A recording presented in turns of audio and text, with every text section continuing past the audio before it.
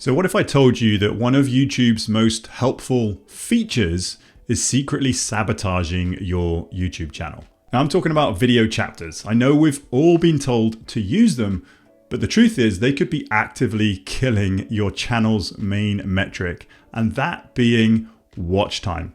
And in this video, I'm going to show you how. Look, we all want to grow on YouTube, and by following best practice and putting video chapters or timestamps in our video description, we're not only making them more discoverable, but actually you're giving the viewer what they want. They can skip to their favorite bit or the bit that they were searching for in order to get the answers they wanted. Conversely though, by making your videos skippable and by giving the viewer exactly what they want, and so they can go directly to the part of your video that they want to consume, it could really kill your watch time. And in this video, I'm not only going to show you how to create chapters, I'm going to show you a step-by-step method so you can create chapters in a way that doesn't harm your average view duration. So in order for me to do this, I'm going to jump straight on over into my YouTube studio. So here I am inside my studio and I've just clicked on content, and I'm just going to show you exactly what chapters are, just so you have a bit of an appreciation of what I'm talking about. So in the back end of YouTube, if you create your chapters, these are the timestamps or chapters set out in such a way that people can hyperlink to that stage of the video. So let me show you on YouTube. So I'll just pop this out, and then I'm just going to scroll down and then open up the description box.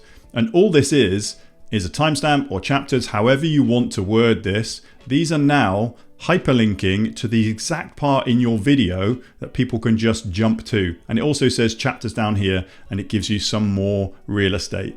So not only is it giving you a way to actually get more keywords in your description, it's guiding your viewer to the exact point, which increases that viewer engagement. So if they were to click on how to configure your first end screen, that'll jump straight to the part of the video where I'm going to show them how to create your first end screen. But if I was to Google this is obviously in YouTube, but if I was to just Google my title, and again, Google is the most visited platform on the planet. As you can see, this was only last week's video. I have got chapters in there, but the chapters don't actually show in Google yet. So it does take a while for Google to actually index them. If you can see down here, there's some other videos with chapters. It says 6 key moments in this video. It just gives the viewer or the searcher an idea of what's in that video, and they can skip to that exact part of that video. So now I'm going to show you exactly how I created these chapters or these timestamps. So if you go into the video itself, and I would typically record a video and then upload it 24 hours before I hit publish and give YouTube a chance to actually analyze what that video is all about. Then you come over to languages, or you might have a comment section here, and then click edit subtitles. Now the first thing I would do is, if I edit as text, I would go through, just have an overview and just make sure that there is no typos here. And YouTube has actually done a good job in transcribing your video. This is the back end of YouTube. And if somebody is watching it with the closed captions on or the sound off, they will see all of these closed captions, and they will see in the timings, the closed captions will come up in this order. So first of all, have a look, and you could even copy this and put it into a Word document and just spell check it if you want. Depends how deep you want to go, but sometimes there's a few errors, a few inaccuracies. If you're saying links, or if you're saying words to different software platforms that have a weird name and it doesn't know what that's about, you might need to go in and just edit this. You can go in and just edit it and then save your edits, and then you can edit this out. So the first thing I'll do is just go through that, and then edit timings. I would have a look at all these timings, and I would edit out the copy from these timestamps.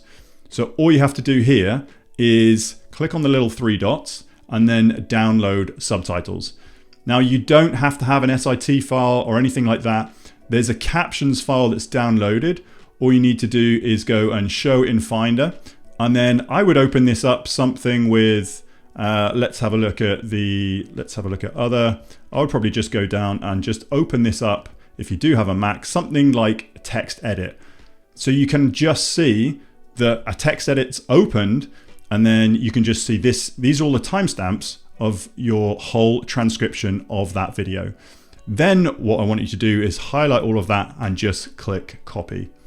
Then what I tend to do is I tend to go over to AI, and whichever AI tool that you're using at the moment, it's a tool of your choice. I typically, more and more, I'm using Gemini. So if I just pop out a new Gemini window and I want to try and paste all of that in here. So you've got all the timestamps in a chat, and I use Gemini just because Gemini is owned obviously by Google, which is owned by YouTube. So the more I try and train Gemini, or the more I request from Gemini, I think it's coming from the same ecosphere. I think it's going to be a little bit more accurate. So I would type in a prompt, something like this. So all I've done there is I've just put, hey Gemini, here is a video transcript from my latest YouTube video. Please create me a list of 8 chapters that I can add into my video description. Thank you. And that's it. All you need to do then is just hit submit. And with Gemini, I'm in Gemini Pro at the moment, and you can actually have a look at showing its thinking. It's breaking down the request, it's mapping the content, it's formulating chapter titles, it's structuring the output. But it's really interesting to see the thought process that goes on behind this. And then of course, here are the 8 chapters for your video description. Then you can just like copy these, add Control C, and then just add them into your video. So once you've got your video there, you can just go back in, delete changes, and then go back into your details, and then just paste them into here. Now, these are going to be very, very accurate because they've taken the timestamps or the chapters from your YouTube video transcription. Now, the reason I ask for 8, you could ask for 6 to 8. Don't ask for 20. It might give you 15, 20. What you want to try and do is break your video up into bite-sized chunks, maybe 6, 8 chapters, just so it's user-friendly to go through and watch that video. But it also gives you a place where you can add in further keywords.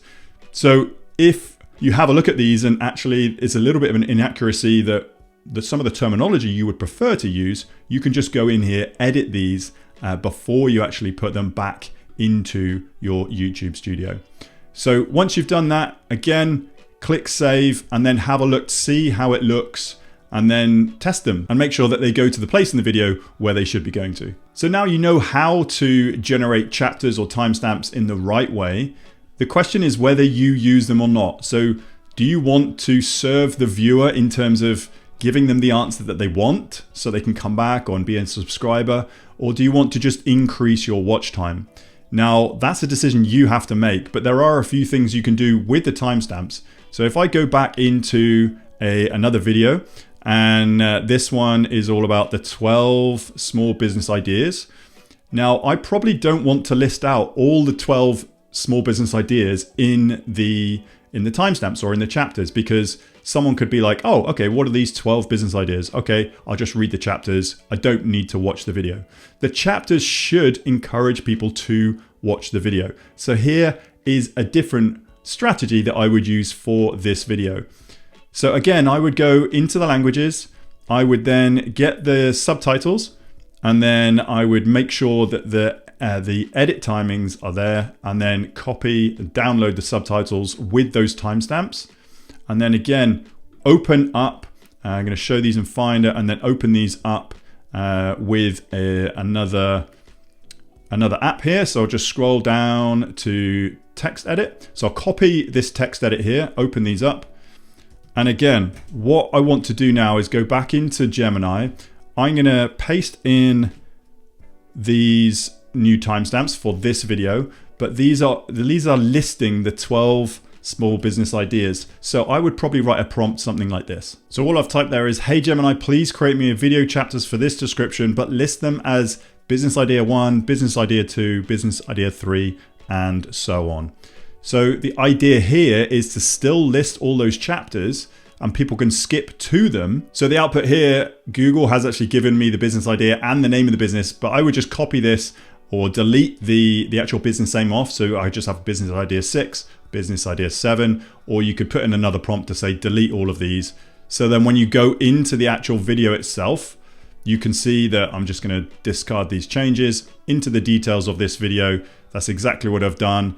I've just done business idea 1, 2, 3, 4, and so on. So when you click this out, all you need to do is scroll down and then the business idea 1, 2, 3, 4, 5, 6. So if I was to click on any of these, this would go straight into video 6 and so on. So lastly then, I just want to show you what YouTube is doing. It's actually auto-generating some chapters for you. So if I was just to Google, let's go Koala Writer, which is a tool that I use to write my blogs. Here you go. Here's my video ranking here. I have actually got chapters in this, and you see here 13 key moments in this video. You can see that's quite a lot, but this is actually quite an in-depth step-by-step creation of a blog post. You can see that I'm actually showing for each chapter. So if someone is searching for any of these keywords, then this could pull up. So again, I'm just going to show you if I pop open this video and then scroll down here, some of these chapters you can see all the way down here. In comparison to another one, so I'm just going to go Zoom webinar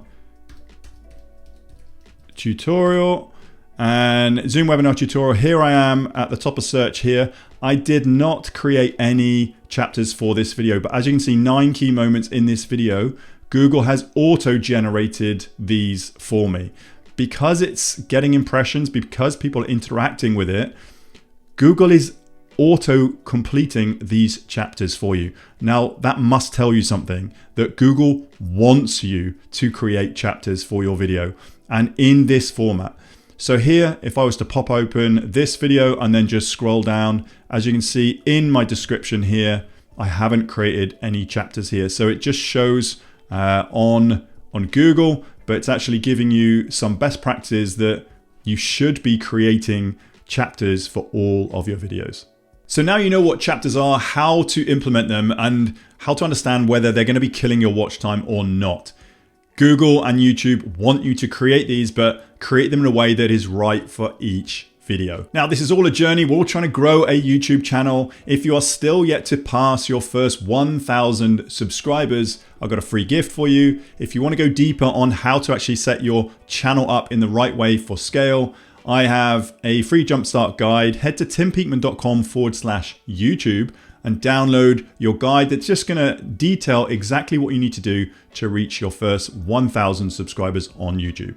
That link once more, timpeakman.com/YouTube. And I look forward to seeing you on the next video.